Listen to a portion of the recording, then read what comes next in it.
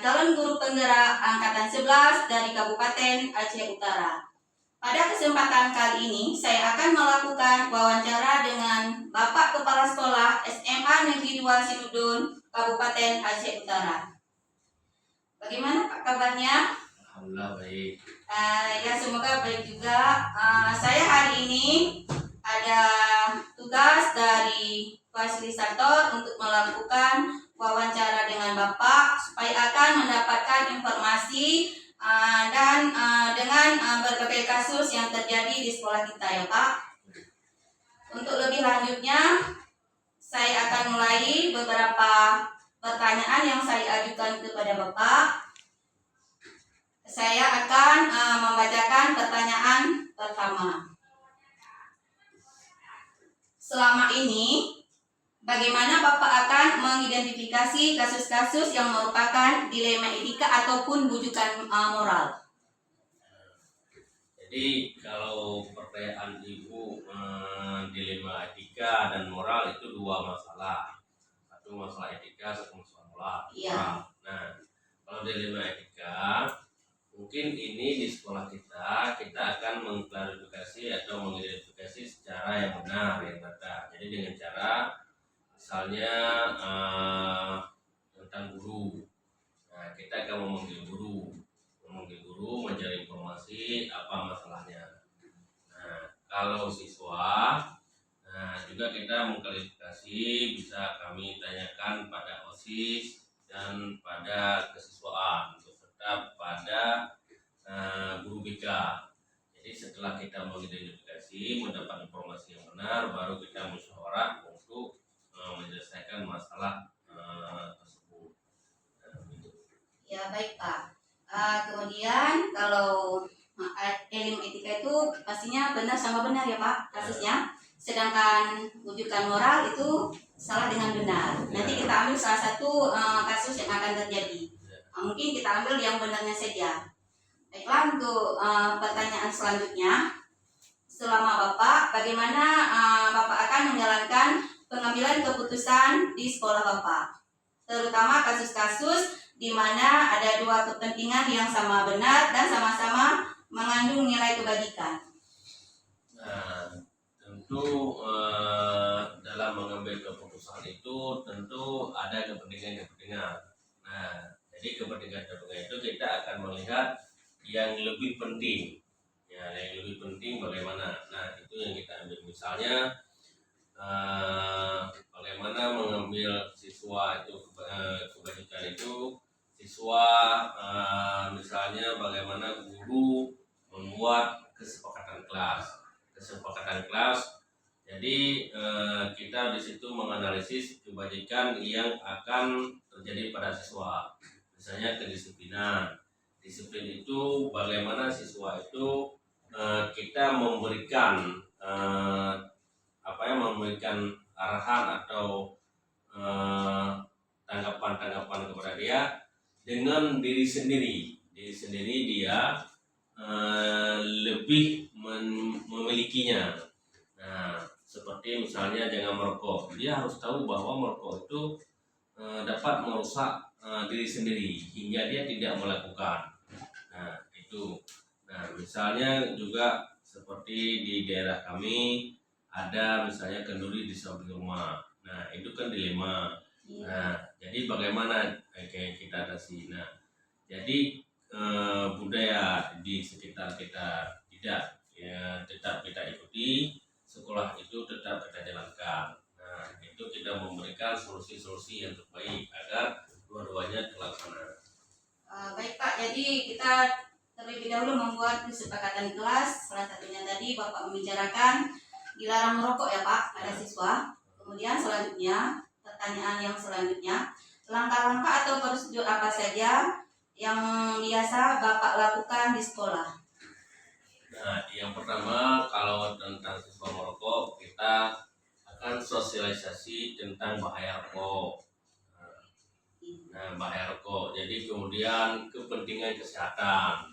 Nah, kemudian kepentingan kebersihan. Dengan kita memberikan nilai-nilai sosial tersebut, maka siswa dia bisa memahami bahwa merokok merokok itu adalah berbahaya pada diri sendiri. Dia maka akan merasa takut kepada diri sendiri. Bila saya merokok, maka saya ketika dewasa nanti begini terjadinya. Jadi dia akan menghindar dengan rasa diri sendiri. Ya baik Pak. Jadi pencegahannya mungkin terjadi masalah kalau anak-anak bisa merokok, bisa terjadi sebuah penyakit ya Pak. Mungkin Ya. salah satunya terjadi batuk ya Pak. Ya. Jadi kita cegah supaya anak-anak bisa stabil dalam belajar dan tidak ada terjadi penyakit. Kalau ada penyakit mungkin kehadiran sekolah bisa berkurang. Ya. Begitu ya Pak. Ya. Kemudian selanjutnya, hal apa saja yang Bapak anggap efektif dalam pengambilan keputusan pada kasus-kasus dilema etika? Nah, jadi yang efektif dalam dilema etika yang pertama, kita akan memberikan pandangan untuk memilih diri sendiri. Nah, memberi pandangan kepada siswa atau kepada guru hal-hal yang bisa merusakkan diri sendiri. Nah, ketika kita memberikan hal-hal yang merusakkan diri sendiri, siswa dan guru itu bisa dia memilih sendiri, memilih diri sendiri. Misalnya, guru harus menjaga kedisiplinan. Nah, jadi dengan menjaga kedisiplinan, jadi menjadi model bagi siswa. Nah, bila kita tidak menjaga kedisiplinan, nanti kita akan menjadi makan gaji yang haram. Nah, jadi kalau kita seorang Islam mau makan gaji yang haram, maka itu namanya dosa. Maka kita harus belajar, harus mengajar sesuai dengan ketentuan yang berlaku. Jadi menjaga disiplin itu adalah salah satu untuk kita menjaga hak diri sendiri.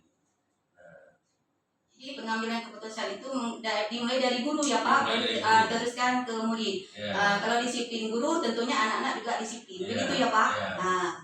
Kemudian pertanyaan selanjutnya, apakah Bapak memiliki tata cara atau jadwal tertentu dalam sebuah penyelesaian kasus dilema? Apakah Bapak akan langsung menyelesaikan di tempat atau memiliki sebuah jadwal untuk menyelesaikan bentuk atau prosedur seperti apa yang Bapak jalankan? Tentu bila ada kasus dilema etika seperti itu, saya akan memanggil dan akan menjadwalkan untuk berdiskusi dan coaching dengan siswa dan dengan guru hingga mendapatkan sebuah solusi. Karena nanti kita akan melahirkan konsekuensi untuk kepentingan sekolah dan kepentingan diri sendiri. Ya benar Pak, mungkin di sekolah pun banyak kasus-kasus yang akan terjadi, makanya Bapak akan terlebih dahulu membuat jadwal ya Pak, karena kasusnya itu berkelanjutan ya. Mungkin Bapak tidak sanggup menangani mungkin tidak sendiri Bapak akan menyelesaikan, mungkin bisa Bapak panggil wali kelas ya Pak. Kemudian guru bimbel, konseling, ataupun dibantu dengan waka kesiswaan. Begitu ya Pak. Kemudian ada pertanyaan selanjutnya. Adakah seseorang dan faktor apa saja yang mempermudah untuk membantu Bapak dalam pengambilan keputusan pada kasus-kasus dilema etika? Ya, tentu saja karena sekolah ini adalah sebuah organisasi. Tentu kita bukan sendiri. Kalau saya di sini ada wakil-wakil saya. Nah, dari wakil-wakil saya itu bila ada sebuah masalah, saya akan panggil, akan musyawarah untuk mencari solusi bagaimana yang terbaik untuk sekolah. Nah, hingga kita tidak salah mengambil keputusan. Karena keputusan itu, setiap keputusan yang kita ambil harus memihak kepada sekolah. Jadi sebelum mungkin Bapak mengambil keputusan, terlebih dahulu Bapak akan wawancara dengan beberapa guru di sini ya Pak. Salah satunya mungkin yang seperti tadi ya, berhubungan dengan konseling ya Pak. Kemudian guru bidang studi, wali kelas, kemudian ada wakanya. Nanti kalau kelanjutannya mungkin bisa Bapak membuat surat ya Pak, kasih kepada orang tua diamankan ataupun dibuat dipahami kepada orang tua bila anaknya itu sering membuat kesalahan ataupun kasus di sekolah. Kemudian selanjutnya, dari semua hal yang telah saya sampaikan, pembelajaran apa yang Bapak petik dari pengalaman Bapak mengambil keputusan dilema etika? Jadi pengalaman yang dapat saya petik dari pertanyaan Ibu. Nah, dilema etika ini kalau memang kita di sini itu memang kadang-kadang sulit, tapi itu harus kita lakukan. Nah, contohnya misalnya guru, ya. Misalnya guru dia ada misalnya guru yang sakit, ya. Guru yang sakit. Jadi ada guru yang sama mata pelajaran, di saat kita suruh pengganti, nah itu kita harus memberikan honornya kembali. Nah, di dalam honor itu kemudian guru tersebut juga akan menjadi kadang-kadang tidak serius. Nah, hingga itu menjadi sebuah kendala dalam efektivitas belajar mengajar. Nah, jadi cara saya itu adalah saya akan membuat catatan dan memberikan arahan-arahan kebajikan untuk demi sekolah.